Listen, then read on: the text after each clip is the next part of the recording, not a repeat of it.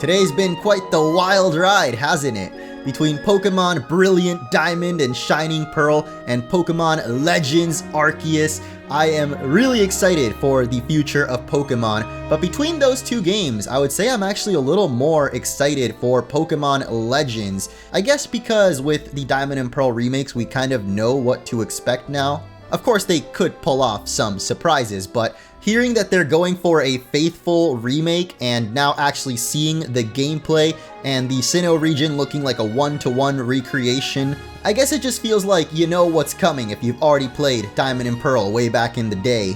When compared to Pokémon Legends, the open world Pokémon game that a lot of people have been asking for, myself included. And even though I went a little ham on the FPS issues during my reaction video, I'm already kind of over it after rewatching the trailer a couple of times and analyzing the footage. Plus knowing that the game isn't coming out until early 2022, so we got plenty of time for them to work on polishing up and improving the performance of the game. So I'm not really too worried about that anymore, but I am really hyped about the concept of this game and the possibilities that it could bring for the future of the Pokemon series. So let's start with that, because I saw a lot of people pointing out in the comments the fact that at the beginning of the trailer, we see 3 books stacked on top of this desk. And this could possibly hint at some future entries in the Pokemon Legends series. I've already seen a lot of great ideas in the comments, including the Kalos War, which was mentioned a couple of times in Pokemon X and Y, but obviously took place in the past. So if Pokemon Legends as a series focuses on like Pokemon's history and lore, then the Kalos War would definitely be a cool one to visit in the future. As we know from this trailer, the game actually takes place in the Sinnoh region, I guess thousands of years in the past. It doesn't specify how long ago, but it is based on the feudal period in Japan. So basically Pokemon Conquest, which I've actually been really into recently. We beat the whole main story on stream, and I've still been playing a little bit of the post game. It was mentioned in the announcement this is going to be an open world action RPG, and seeing how many different areas are already just in this one trailer makes me think we're actually going to be able to explore the whole of the Sinnoh region. I mean, it appears on the cover of the book, which doesn't necessarily confirm we're going to be able to explore all of this landmass. Like, there could be some areas sealed off, but if they're really going for a Breath of the Wild style Pokemon game, which if you saw the gameplay, like, yeah, it's undeniable this looks a lot like Breath of the Wild. Down to that one scene where the camera pans over Link, they literally recreated that same scene. You know they did that on purpose, dude. Plus the music all throughout the trailer is like a very ambient, kind of natural and almost empty sound to match the tone of the game, which is pretty empty looking at times, but we'll talk about that in a little bit, because I want to start with the gameplay, which seems to combine elements from Pokemon Let's Go, but also the traditional core series battling. Okay, first we gotta mention the super duper action roll there,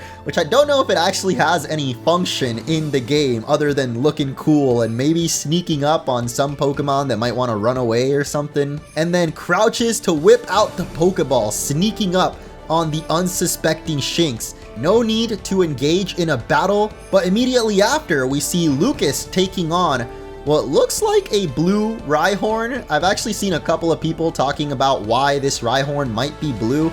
At first I thought it might just be the shading is off here, but before the trailer dropped, a couple of screenshots from this game actually leaked, and one of them shows a Rhyhorn, which also looks quite blue. Other than the color, it's just a regular Rhyhorn, so I don't think it'd be something like a regional variant or a crystal Rhyhorn. Maybe they were just cleaner back in the day, you know? The years and years of erosion have turned Rhyhorn gray. I don't know, man. It looks like for tougher Pokemon though, you're gonna have to weaken them down with your own Pokemon partner before you're able to chuck the Pokeball at it, as we see little Riolu rushing up with the quick attack. And I gotta say, I love that the Pokemon actually run up to hit their attacks in this game. Like, that was one of my major complaints in Sword and Shield, was the animations, which I'm definitely not the only person to complain about. The Pokemon just like hopping in place and a little PNG popping up. Like, that's not cutting it anymore, dude. We're in Gen 8, and I'm glad to see we're finally getting an upgrade here. Same thing here with Garchomp, just sliding on over to slap Gallade in the face. And then Lucario with the extreme speed uppercut kick. I don't actually know if that's a close combat or what, but it looks really epic. We've got Dawn sneaking up to little Chingling. There's some Bronzor in the background. My favorite scene, Lucas having a one-on-one chat with God. And I gotta say, I love this scene. The blades of grass almost look like watercolor on like an old school Japanese scroll. And the Piplup themselves are really nicely shaded. Same with Bidoof in the field of flowers, like... Man, this game just looks so good, man. I'm so much more excited for this than the DP remakes. I don't know if that's really even a bad thing. There is one thing that worries me though, and that's the emptiness of the world. Like, aside from the wild Pokemon in the background every once in a while, there doesn't seem to be a lot to do aside from catching Pokemon. And they did say the main focus of the game is going to be creating the first Sinnoh Pokedex. You saw way back at the beginning the primitive looking wooden Pokeballs, which are really awesome. Like, I want one of those in real life, like a replica. But I wonder what the ancient Pokedex might look like. Perhaps the mysterious professor in this game will have a clue about it, because we don't see him in the trailer, but it is mentioned that a professor that's traveled the world brought some starters from different regions over, and that's why we get the choice between Cyndaquil, Rowlet, and Oshawott.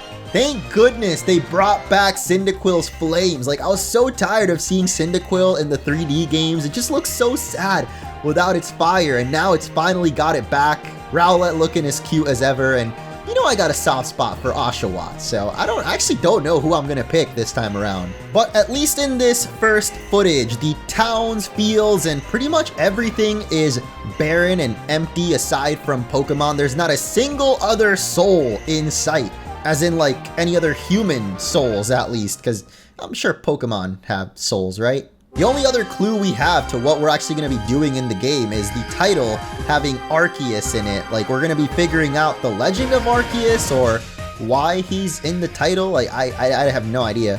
I hope there's battles against other trainers though, because I'm sure we're not the only person in all of Sinnoh that can use Pokeballs. And there's definitely battles against wild Pokemon, as we saw against the Rhyhorn earlier, and here we have a better view of the actual battle scene against Garchomp, which I gotta say, looks fantastic.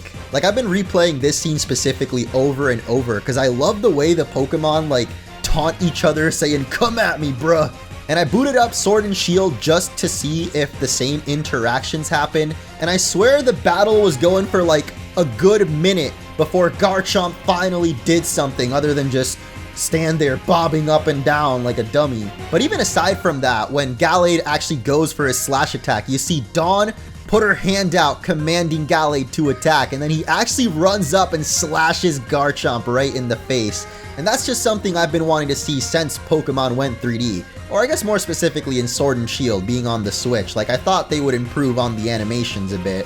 And even if this isn't a mainline game, like obviously there's not going to be gyms or a Pokemon League or anything in this Sinnoh region yet, I have a good feeling that they're kind of testing the waters for Gen 9, and they might incorporate some of these elements if people actually like them in this game into the future generations. And even though the world looks really barren right now, there is one scene where you can see May running in the darkness and there's like some little ruins behind her, so this one little village might not be the only civilization that existed in Sinnoh.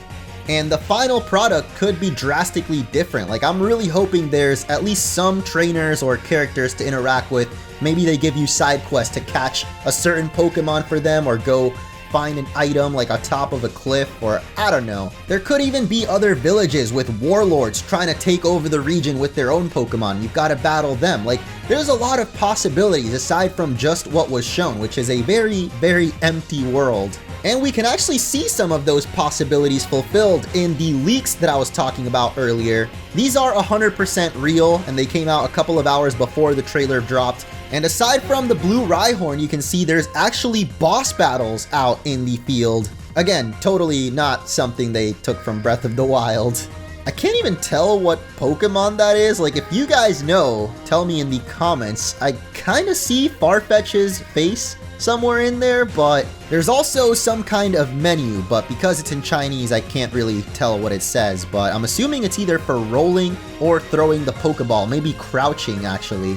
But the final feature to bring up that wasn't at all in the trailer and I think is a big game changer are these 3 screenshots at the bottom here, where we can see the trainer riding on some Pokemon, or under some Pokemon in the case of this screenshot, which kind of looks like a Braviary, but Staraptor is usually the big bird of Sinnoh. Then again, I don't know what this thing is either. It kind of looks like a Sawsbuck or Go-Goat, but it's not either of the two, and this is concept art, so it might not be a new Pokemon. I know some people are thinking it's a new Pokemon or a regional variant. It could be, but I don't think so. I think it's just a concept, because when it comes to this guy, I literally have no idea what's going on. Is that like a Grovyle? Like a Nuzleaf? Who else has a little ponytail like that? Did you notice the ominous ring floating over Mount Coronet in this screenshot though? Usually dark clouds over Mount Coronet signal the distortion world draws near. So could we possibly see Giratina in Pokemon Legends? I mean, that's kind of the rival of Arceus, right? I guess it's more of Dialga Palkia, but also Arceus, the creator and the destroyer. Well, Giratina's like antimatter or something. I don't know the lore, okay? We'll have to wait for the game to really find out. Thank you so much for watching this video. Be sure to leave a like if you enjoyed and if you're excited for Pokemon Legends Arceus, because I definitely am, as well as Diamond and Pearl remakes. Just a little bit less hype, but there's gonna be more videos coming up, breaking down the trailer for, you know, Brilliant Diamond, Shining Pearl. Dude, I keep forgetting the names. Like, what is up with those names? Stay tuned for that coming up probably tomorrow, and many more Pokemon news coverage, because we also have the Post Malone concert coming, and I feel like there might be some type of secret announcement in there too. Maybe not, but we'll see. Bye!